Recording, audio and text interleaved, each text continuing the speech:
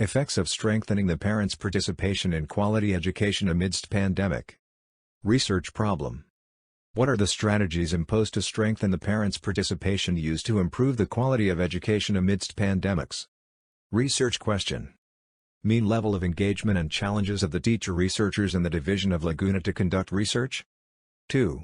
Is there a significant relationship between the engagements and challenges of the teacher researchers in the division of Laguna to research the research programs and policy recommendations? Comer, 2017, said that the need for a strong partnership between schools and families to educate children may seem like common sense. In simpler times, this relationship was natural and easy to maintain. According to Haynes, 2014, as society has become more complex and demanding, though, these relationships have all too often fallen by the wayside. Neither educators nor parents have enough time to get to know one another and establish working relationships on behalf of children.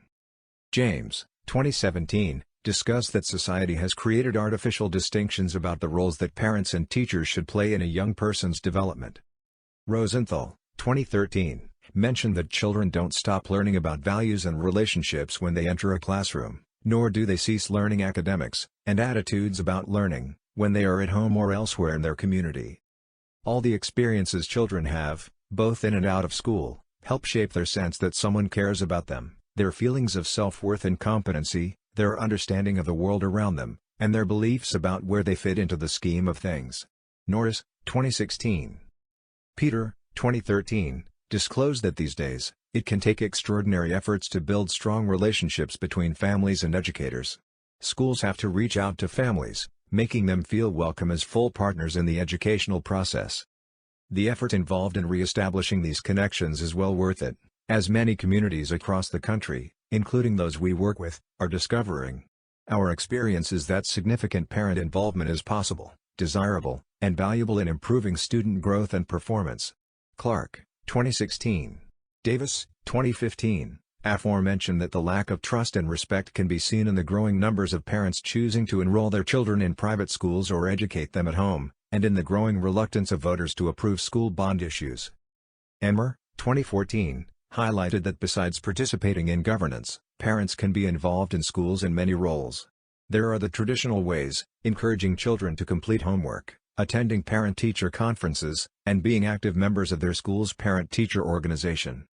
Families can make a valuable contribution by sharing first-hand information about work, hobbies, history, and other personal experiences, either in person or via computer network.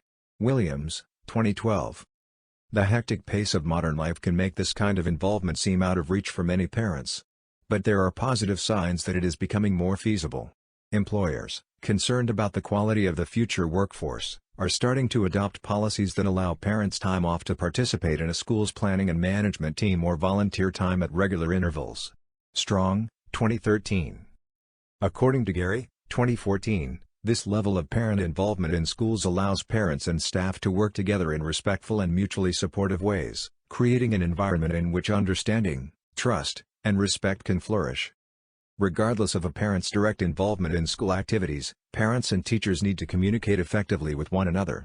Each has a piece picture of a child's development, and each can be more effective when information is shared. Riley, 2013.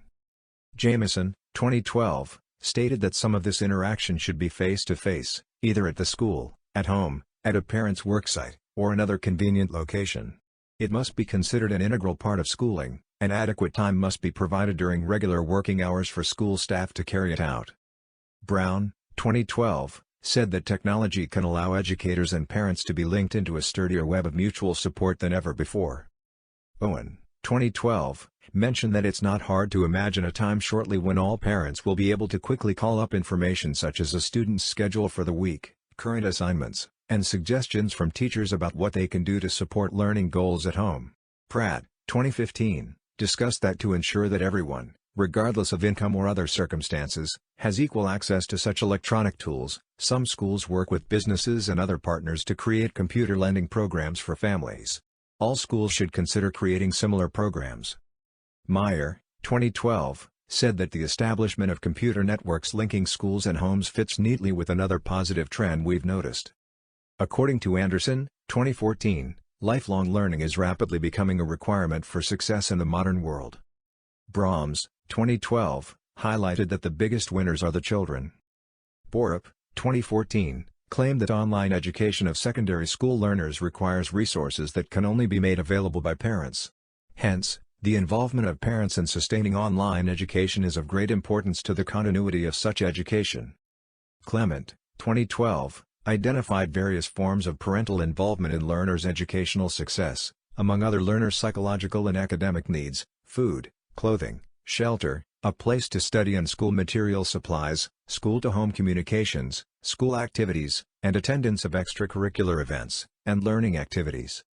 Epstein, 2013, disclosed that parental involvement is perceived as the provision of online learning resources made available and accessible to learners for online learning purposes, which include Internet-enabled tablets, smartphones, laptops, and Internet data or airtime.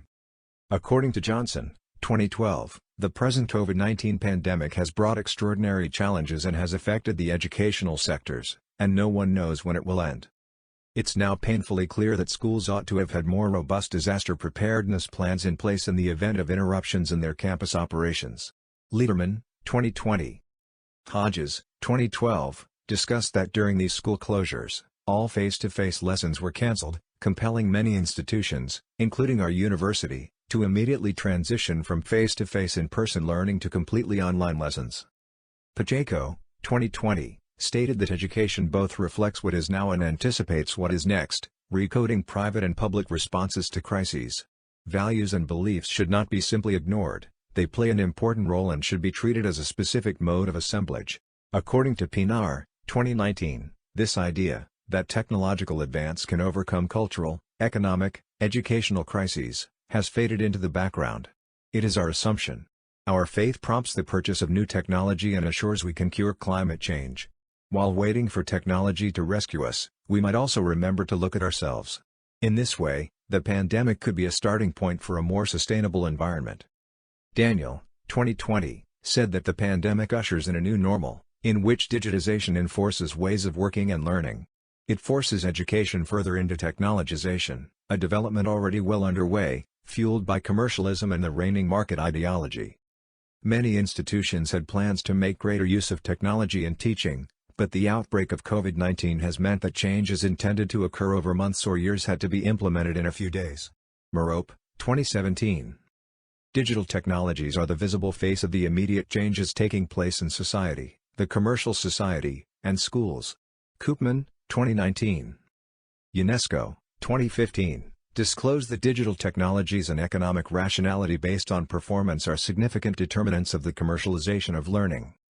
Delors, 2016, stated that transnational organizations have specified competencies for the 21st century and, in the process, have defined disciplinary and interdisciplinary knowledge that encourages global citizenship, through the supercurriculum at the global, regional, or international comparative level. Spiller, 2017, disclosed that the new normal accentuates two ideas: competency-based education, which includes the knowledge identified in the Delors report, and a new learning framework structured by digital technologies.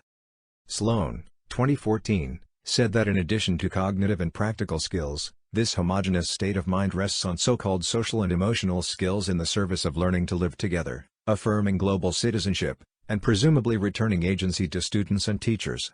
Research synthesis. The communities in which we are involved, mostly inner-city neighborhoods, tend to start with relatively poor relationships between schools and families. Many of the parents experienced failure during their school days and are reluctant to set foot inside their children's schools. Teachers commute to work and often know very little about the neighborhood outside the school. Before they can develop effective partnerships, educators and families in these communities first have to learn to trust and respect one another.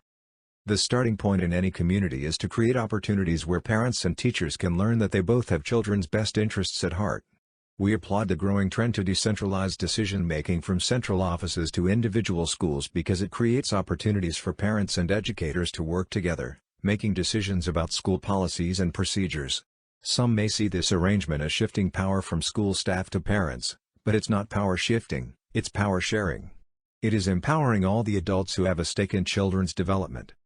My proposed title: Effects of Strengthening the Parents' Participation in Quality Education Amidst Pandemic. The general objective is To assess the effects of strengthening the parents' participation in quality education amidst pandemic. And specific objectives. To identify the different strategies imposed in strengthening the parents' participation in quality education amidst pandemic. To determine the effects of strengthening the parents' participation amidst pandemic on quality education.